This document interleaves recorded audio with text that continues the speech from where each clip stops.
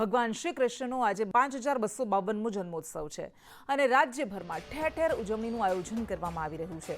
દ્વારકામાં ભગવાન શ્રી કૃષ્ણના જન્મોત્સવની ઉજવણી થઈ રહી છે। આ પર્વની ઉજવણી થઈ રહી છે ત્યારે ભગવાન દ્વારકાધીશના દર્શન કરવા માટે ભક્તોનું ઘોડાપૂર ઉમટ્યું છે। વહેલી સવારથી જ દર્શન કરવા માટે ભક્તોનું મહેરામણ ઉમટ્યું। જન્માષ્ટમીને લઈને ભક્તોમાં અનેરો ઉત્સાહ જોવા મળી રહ્યો છે। શ્રી કૃષ્ણ મંદિરમાં ભક્તોની ભારે ભીડ જોવા મળી રહી છે।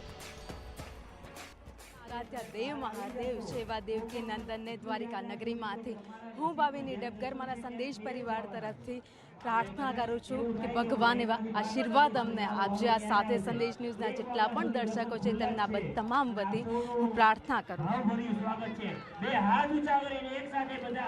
અને આજે જન્માષ્ટમીનો આ પાવન પર્વ મોટી સંખ્યામાં માનવ મહેરામણ અત્યારે વહેલી સવારથી જ અહીંયાથી ઉમટી પડ્યું છે।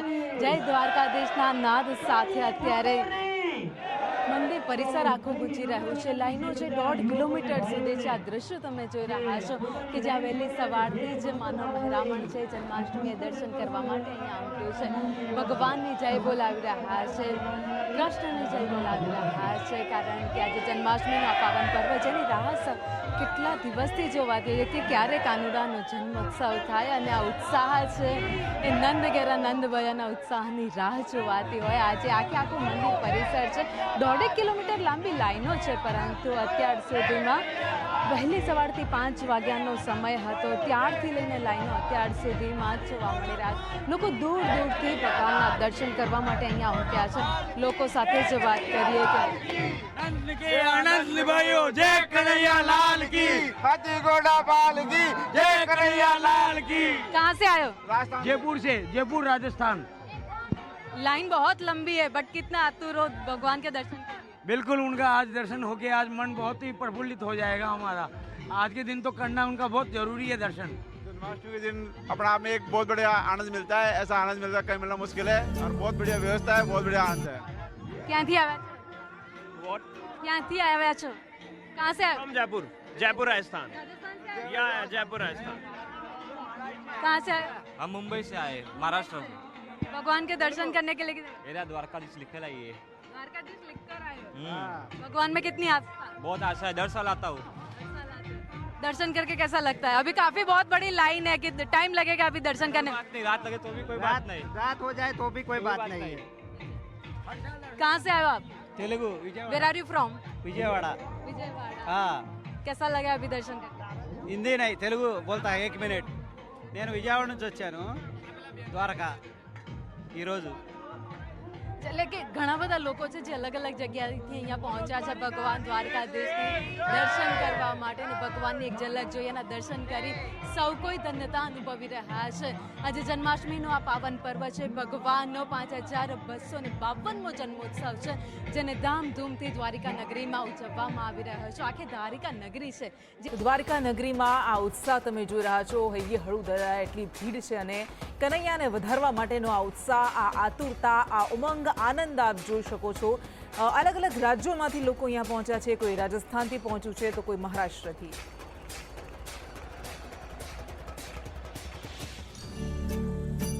કૃષ્ણનગરી દ્વારકામાં જન્માષ્ટમી ઉત્સવ 5252મો ધામધૂમપૂર્વક ઉજવાઈ રહ્યો છે। આ જન્માષ્ટમી ઉત્સવ છે, ભગવાન દ્વારકાધીશનો જન્મ રાત્રે 12 વાગ્યાના થશે ત્યારે હું દ્વારકામાં આપને જે કીર્તિસ્તંભથી જે ભક્તો છે તે ઘોડાપૂરની જે ઉમટ્યા છે ને આપ જોઈ શકો છો કે લાંબી લાંબી કતારોમાં ભક્તો ભગવાન દ્વારકાધીશના દર્શન કરવા જઈ રહ્યા છે। હાલમાં ચુસ્ત પોલીસ બંદોબસ્ત છે અને જે તંત્ર દ્વારા જે સુંદર વ્યવસ્થા કરવામાં આવી છે કે બેડીગેટની અંદરથી કીર્તિસ્તંભ થઈ અને બિલકુલ લાઇનમાં જવાનું છે અને 56 સીડી જે સ્વર્ગદ્વાર થઈ ભગવાન દ્વારકાધીશના દર્શન કરીને મોક્ષ દ્વારથી નીકળવાનું છે। ત્યારે આપને સંદેશ ન્યૂઝના ગ્રાઉન્ડ ઝીરો રિપોર્ટ ઉપરથી આપને દ્રશ્યો બતાડી દેવામાં આવે છે કે વહેલી સવારથી જે ભક્તો છે તે ભગવાન દ્વારકાધીશના દર્શન કરવા જઈ રહ્યા છે। કોઈ જાતની અસુવિધા નથી અને બિલકુલ શિસ્તબંધ જે હાલમાં લાઇનમાં ભક્તો દૂર દૂરથી આવીને ભગવાન દ્વારકાધીશના દર્શન કરવા જઈ રહ્યા છે।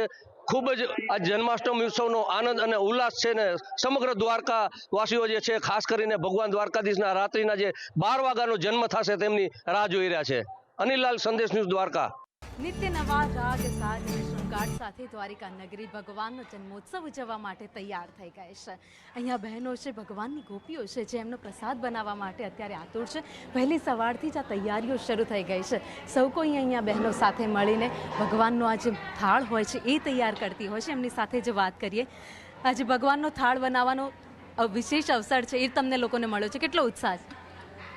ઉત્સાહ તો તમે જોઈ જ શકો છો કે અહીંયા અમે બધા જ સવારથી આવીને ભગવાનની સેવામાં છીએ અને જેનાથી જે જેવી રીતે પોસિબલ છે એ બધા પોતપોતાની રીતે કન્ટ્રીબ્યુટ કરે છે. ખાસ થાળ શું બનાવવામાં આવે છે ભગવાન માટે? આજની વિશેષતા શું છે? આજની વિશેષતા એ છે કે ભગવાનને અમે રોજ જ થાળમાં સવારથી લઈને રાત સુધી રાજભોગ ને બધું શાકભાજી ભજીયા અને બધું જ બને છે. આજે કેસરી કપડાં પહેરવાનો ખાસ કોઈ અવસર? હા, એટલે જન્માષ્ટમીના સ્પેશિયલી જે ઓરેન્જ કલર છે એ બહુ બધા ઓસ્પિશિયસ માને છે. લાઈક બ્રાઇટ કલર્સ જે છે એ આપણે જે કલ્ચર છે આપણું એમાં બ્રાઇટ કલર્સ પહેરવાનું મહત્ત્વ છે. તો અમે બધા જ આજે ઓરેન્જ કલરના કલર કોર્ડિનેશન કર્યું છે. જૂના લોકો તો છે કે આપણે મમ્મી કે કાકી કે બધા તો અત્યારે ટ્રેન્ડ છે કે ભાઈ ચલો ભગવાનની પૂજા અર્ચના કરતા, પણ યંગસ્ટર્સ જ્યારે આ ભગવાનની ભક્તિમાં જોડાય કેટલી મજા આવે? બહુ જ મજા આવે કે આટલા અમે પુણ્ય મળ્યું કે અમે આટલી ભક્તિ કરી શકીએ, ભોગ સાજી શકીએ છીએ, ભગવાનની પૂજા કરી શકીએ છીએ. તો બધા સાથે મળીને એક ભજન ગાઈશું. દ્વારિકાનો નાથ મારો રાજા રણ છોડ છે, એણે મને માયા લગાડી રે. દ્વારિકાનો નાથ મારો રાજા રણ છોડ છે, એણે મને માયા લગાડી રે. એણે મને માયા લગાડી મારા વાલા, એણે મને માયા લગાડી મારા વાલા, એણે મને માયા લગાડી રે.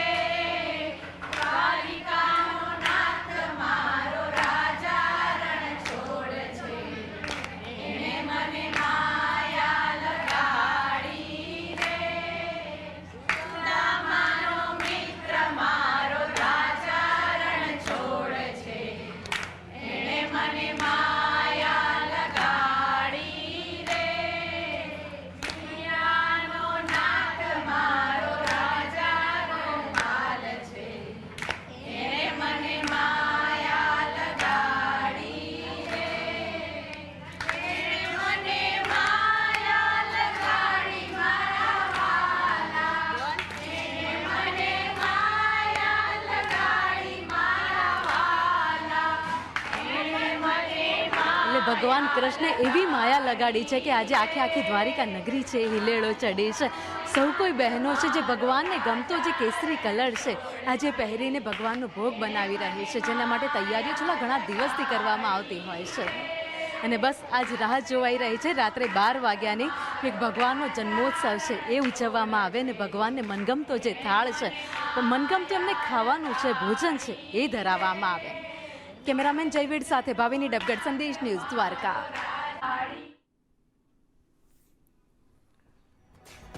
તો ઉત્સાહ તમે જોયો, કેટલો બધો ઉત્સાહ છે અને બધી જ મહિલાઓ ગોપીઓ બનીને ભગવાનનો મનગમતો થાળ ભોગ બનાવી રહી છે. તેઓ ભજન ગાઈ રહી છે અને આ દ્વારિકા નગરી છે, આ દ્વારિકાધીશની નગરી છે અને અત્યારે હૈયે હૈયું દડાય એવું માનવ મહેરામણ અહીંયા ઉમટ્યું છે. ખૂબ સુંદર રીતે દ્વારિકા નગરીને શણગારવામાં આવી છે અને આ એ અવસર છે. દ્વારિકા નગરીનું વિશેષ મહત્વ છે, પરંતુ આજનો એ દિવસ છે કે જ્યારે અલગ અલગ રાજ્યોમાંથી, એ મહારાષ્ટ્ર હોય કે પછી આંધ્રપ્રદેશ હોય કે પછી રાજસ્થાન હોય, ક્યાંય દૂર દૂરથી લોકો અહીંયા દ્વારિકા નગરીમાં પહોંચે છે અને ભક્તોનું આ ઘોડાપુર આપણે જોઈ શકીએ છીએ અને આ ઘોડાપુર પરથી જ આપણે સમજી શકીએ છીએ કે કેટલો ઉત્સાહ છે તેમના હૃદયમાં, કેટલી આસ્થા છે તેમના હૈયામાં અને કનૈયાને વધારવાની કેટલી આતુરતા છે. જન્માષ્ટમીને લઈને ખૂબ જ ઉત્સાહનો માહોલ જોવા મળી રહ્યો છે અને આ તમામ મહિલાઓને આપણે સાંભળી, બધી જ મહિલાઓ આ વિશેષ અવસર પર કેસરી રંગના વસ્ત્રો પહેરીને આવી છે અને ભગવાનને વધાવવા માટે આતુર છે. પરંતુ દ્વારકા નગરીમાં પણ આપણે જોઈએ તો ત્યાં પણ આપણે આકાશી દ્રશ્યો પણ જોયા કે કેટલું માનવ મહેરામણ ત્યાં ઉમટ્યું છે ને એ બતાવે છે કે કેટલું ઉમંગ છે.